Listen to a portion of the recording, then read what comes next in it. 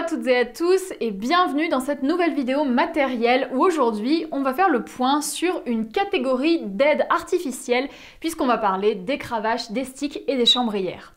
Alors il en existe plein de modèles différents mais dans cette vidéo on va parler des plus courants et pour ça j'ai décidé qu'on allait se pencher sur 4 outils principaux. Donc on va parler des cravaches, des chambrières, des sticks de dressage et enfin des carottes sticks.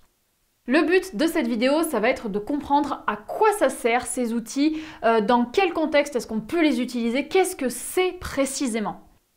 Le but, c'est pas de vous faire des démonstrations d'utilisation en pratique, mais c'est vraiment de vous présenter ces différents matériels et que vous puissiez mieux vous y retrouver dans l'usage qu'on peut en faire.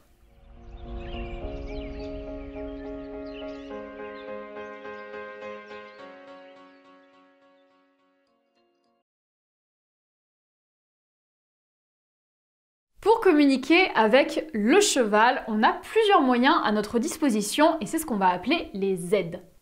Les aides, elles sont réparties en 2 grandes catégories, les aides naturelles et les aides artificielles.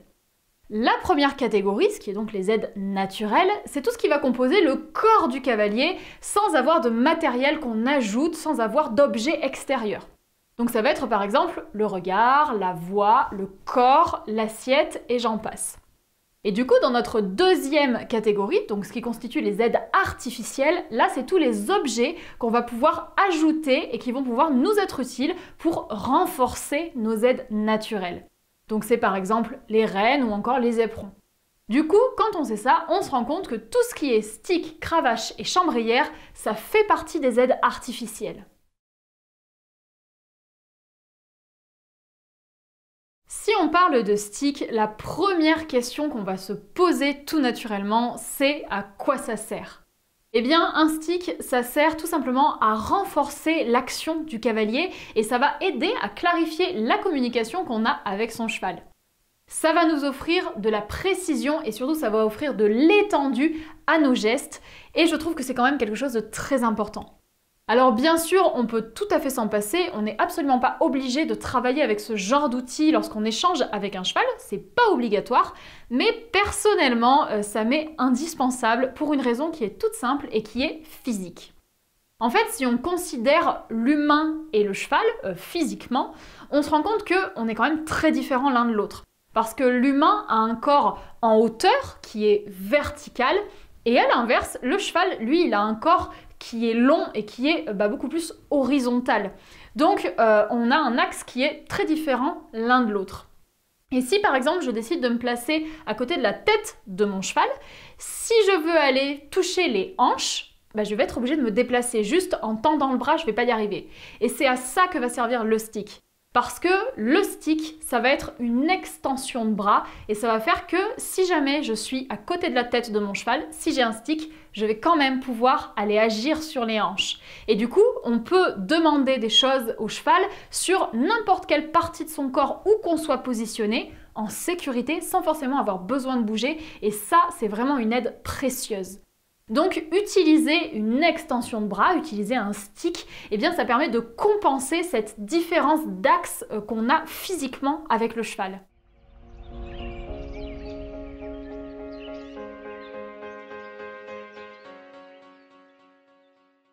La première aide artificielle que j'ai décidé d'aborder, ça va être la cravache. Tout simplement parce que lorsqu'on apprend à monter à cheval, en général, on passe la plupart du temps par un club hippique. Et en club hippique, c'est vrai qu'on en voit très souvent, donc je trouvais important d'en parler.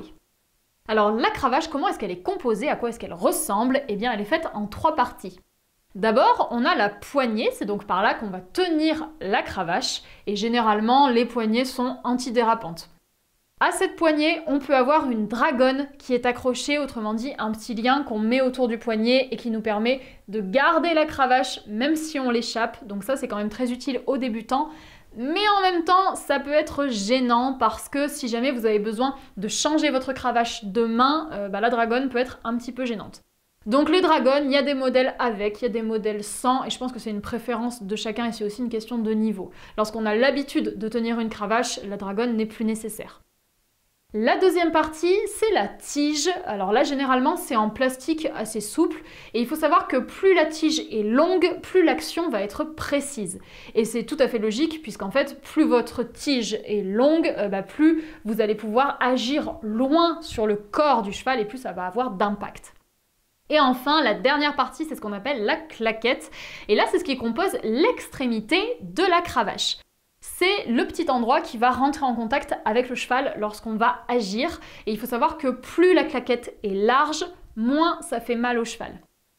On a deux types de cravaches. Alors on a les modèles standards qui en général font 75 cm. C'est ceux qu'on voit le plus souvent et en général c'est là qu'on peut avoir une dragonne. Et deuxième modèle, ce sont les cravaches courtes qui là sont beaucoup plus petites, qui font donc 45 cm. Et celle-ci, c'est celle qu'on voit à l'obstacle, en cross ou encore en course. Ces cravaches courtes, elles n'ont jamais de dragonne puisque leur but c'est d'être très maniable, de pouvoir se changer de main très rapidement. Et elles ont une claquette qui est plus large, donc dernier petit détail qui les différencie. Au niveau de l'utilité, la cravache, normalement, c'est quelque chose qui sert à 100% dans le travail monté. On n'en retrouve jamais pour le travail à pied, tout simplement parce que comme c'est très court, c'est pas vraiment utile lorsqu'on est au sol avec son cheval. Donc, si on l'utilise, normalement, c'est toujours à la monte. Au niveau des actions qu'on va faire avec, eh bien, la cravache va servir en général à maintenir l'impulsion lorsqu'on est sur le cheval. Et aussi, on va pas se le cacher, à corriger. C'est vrai qu'il y a beaucoup de cavaliers qui associent la cravache à la sanction.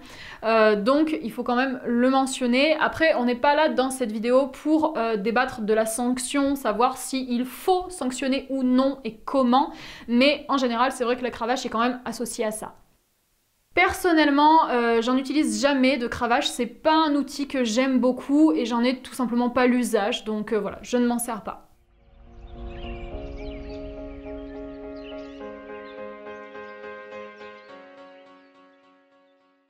Le deuxième outil dont on va parler, c'est la chambrière, et là c'est l'outil le plus grand. Alors en moyenne, une chambrière ça fait 1,80 m, il y en a des plus petites, il y en a des beaucoup plus longues, mais en général 1,80 m c'est quand même celle qu'on trouve le plus facilement. C'est un outil qui est quand même assez lourd et assez encombrant, donc je pense qu'il faut vraiment apprendre à l'utiliser et à l'avoir en main, c'est une question d'habitude. Et le plus souvent, lorsqu'on prend une chambrière pour la toute première fois, on s'en mêle très vite parce que voilà, c'est pas forcément un outil qui est aisé au début. Au niveau de sa composition, la chambrière est faite en 3 parties, donc on retrouve toujours une poignée par laquelle on va tenir la chambrière. Et là où ça va changer par rapport à la cravache, c'est que cette fois, on va avoir une tige très longue et rigide. Donc cette tige, c'est elle qui va faire 1,80 m, donc ça fait quand même un bel outil qui est bien grand. Et au bout de la tige, on va avoir donc la troisième partie, et là, c'est une partie qui est souple, et c'est ce qu'on va appeler le fouet. Contrairement à son nom, la partie qu'on appelle fouet ne sert pas à fouetter le cheval, bien entendu. C'est un outil qui sert à communiquer via la façon dont on le positionne, plus ou moins loin du cheval, mais on ne le touche pas avec. Si on veut avoir plus d'impact, on peut faire claquer la chambrière, et on fait ça en général sur le sol ou dans l'air, pour faire du bruit et insister sur notre demande. Au niveau de l'utilisation de la chambrière, alors ça ne s'utilise jamais à la monte, tout simplement parce que c'est beaucoup trop encombrant, beaucoup trop grand et c'est pas adapté. On va s'en servir pour le travail à pied. Et plus précisément, en général, on s'en sert dans un cas bien distinct, c'est qu'on s'en sert pour le travail en longe et ça va nous servir à réguler l'allure de notre cheval. Puisque, de par sa taille, la chambrière, elle est très utile lorsqu'on travaille sur de la distance avec son cheval. Donc si vous longez votre cheval autour de vous en cercle, par exemple sur une longe de 8 mètres, et bien là, la chambrière, c'est le top. En revanche, si vous voulez faire du stick to me, par exemple, avec votre cheval, là, vous risquez d'être embêté avec une chambrière parce que c'est grand et c'est encombrant. Personnellement, je trouve que c'est un bon outil et justement je trouve ça très utile pour tout ce qui est longe toute simple, lorsqu'on a le cheval autour de nous sur des grandes distances, c'est très bien, mais j'en utilise quand même rarement.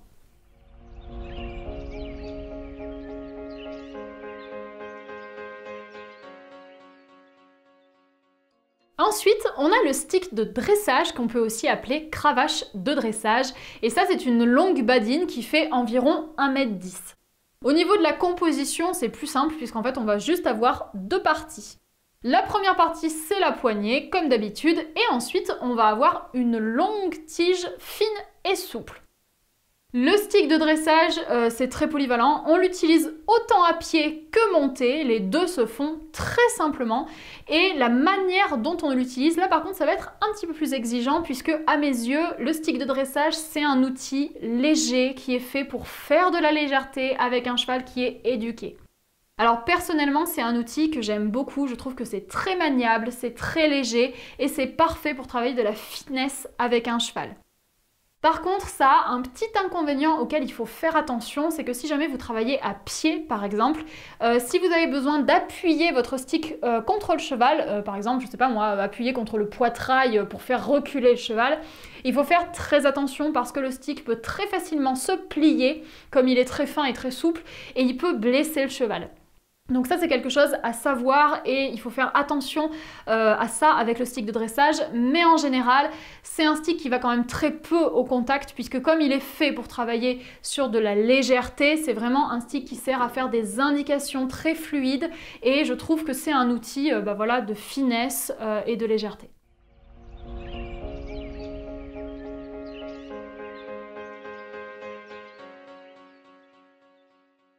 Et enfin, on va parler du carrot stick et c'est là-dessus qu'il y a le plus de choses à dire. Alors, on va commencer un petit peu par ses origines. Donc le carrot stick, ça nous vient de Pat Parelli. Aujourd'hui, ça a été largement démocratisé, donc on en retrouve quand même de plus en plus et on en voit de plus en plus, mais à l'origine, c'est donc Pat Parelli qui l'a inventé et qui l'a mis sur le marché. Alors concrètement, carrot stick, ça veut dire bâton carotte. D'ailleurs, c'est pour ça que Pat Parelli les avait fait en orange à la base. Et il a donné ce nom tout simplement parce qu'il avait envie de lier l'autorité que représente le bâton et le confort que représente la carotte. Alors personnellement, je suis pas super fan de ce nom parce que je vois pas vraiment le lien entre le stick et le côté alimentaire de la carotte, mais bon, ça s'appelle comme ça et c'est sous ce nom-là qu'on va le retrouver sur le marché. En général, un carrot stick, ça fait 1,20 m, mais on peut retrouver plein de tailles différentes, de 1 m jusqu'à 1,50 m parfois. Au niveau de sa composition, on retrouve comme d'habitude la poignée et tout le reste par contre ça va changer puisque la tige va être très différente des autres sticks puisque cette tige là, elle est très rigide, elle ne plie pas, elle ne casse pas et au bout de la tige, on va avoir un passant en cuir. Alors ce passant en cuir, il est là pour qu'on puisse y accrocher une cordelette, puisqu'en général, le carrot stick est couplé à une cordelette, qui est donc en corde marine, qui est en général plus longue que le carrot stick. Et au bout de cette cordelette, on va avoir deux petites lanières en cuir qui sont donc fixées à son extrémité.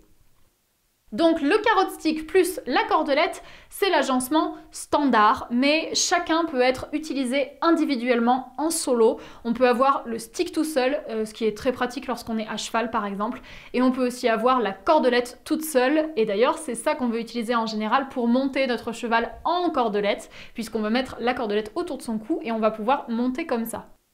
Mais on peut aussi agencer le stick avec d'autres objets. Les deux agencements qu'on voit le plus souvent, c'est le stick plus le sac plastique ou encore le stick plus le drapeau. Et là, c'est vraiment génial parce que c'est ultra polyvalent et ça nous permet de travailler plein de choses différentes en gardant en fait le même outil. Donc c'est très modulable. La partie la plus intéressante de ce stick quand même, je trouve que c'est quand même son manche et ça il faut le noter parce que le fait que ce soit rigide comme manche, ça va nous permettre de pouvoir aller toucher le cheval au contact sans risquer de le blesser parce que ça ne va jamais plier et risquer de lui faire mal comme peut le faire par exemple un stick de dressage comme on l'a dit tout à l'heure. Et puis ça va permettre aussi par exemple de gratter le cheval avec le bout du stick. Donc c'est quand même super pratique. Personnellement, c'est mon outil préféré et c'est à mon sens un stick incontournable. Il s'adapte à tous les types de travail, que ce soit pour la monte ou le travail au sol, et qu'on veuille faire de la distance ou de la proximité. Si on reprend notre exemple de tout à l'heure et qu'on veut faire du stick to me, le carrot stick est tout à fait adapté puisqu'il suffira de tenir la cordelette avec la poignée et on va avoir un outil court et maniable. Et si on décide de partir sur un travail de distance en envoyant notre cheval loin, il suffira de libérer la cordelette pour se retrouver avec une mini chambrière. Pour cette raison, je trouve que c'est un stick qui s'adapte à toutes les situations et c'est vraiment pratique. Concrètement, c'est l'alternative parfaite entre le stick de dressage et la chambrière et ça compense les inconvénients de l'un et de l'autre. En revanche, c'est un type de matériel qu'il faut apprendre à manier. En général, les premières fois sont pas évidentes, c'est donc nécessaire de le prendre en main et de s'habituer à son maniement, mais en général, une fois que c'est fait, il devient très facile à manipuler, il faut juste un petit peu d'entraînement.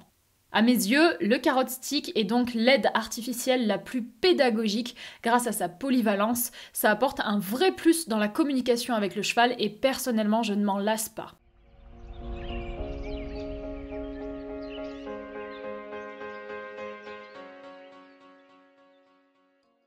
Aujourd'hui, les carrot sticks commencent à se faire une place dans les selleries, ça se démocratise de plus en plus, mais ça reste encore un outil difficile à trouver parfois, d'autant plus parce que c'est un type de matériel qui est très récent puisque ça ne fait que quelques années qu'on en trouve sur le marché.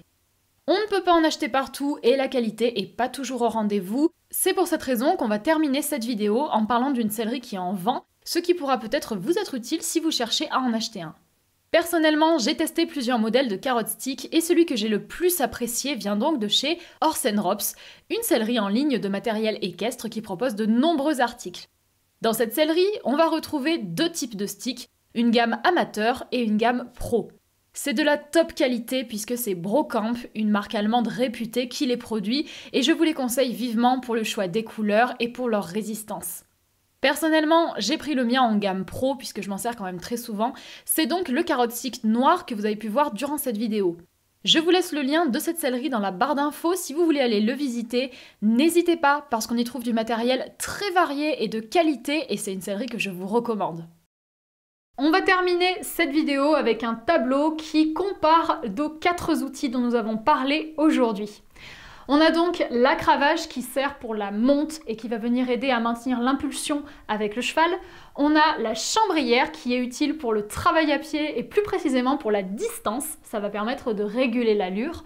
On a ensuite le stick de dressage pour la monte et le travail à pied. C'est pour du travail de légèreté et de finesse. C'est un outil qui est subtil. Et enfin le dernier, le carrot stick qui est modulable et polyvalent puisqu'il sert pour la monte, pour le travail à pied et autant pour la distance que pour la proximité. Et c'est pour moi l'outil le plus pédagogique. Alors j'espère que cette vidéo vous aura aidé à mieux vous y retrouver si jamais vous aviez des questions sur les sticks et leurs usages, les contextes dans lesquels on peut les utiliser. Mais quoi qu'il en soit, je pense que la chose qu'il faut retenir le plus de cette vidéo, c'est que peu importe l'outil, ce qui est vraiment important, c'est la manière dont on les utilise. Donc, quoi qu'il en soit, qu'on parle de cravache, de chambrière ou de stick, apprenez à bien utiliser votre matériel pour que ce soit en adéquation avec votre équitation et le bien-être du cheval, et c'est le plus important. Je vous dis à très bientôt dans une prochaine vidéo et n'hésitez pas, avant de partir, à me laisser un petit commentaire pour me donner votre avis sur cette vidéo. À très bientôt!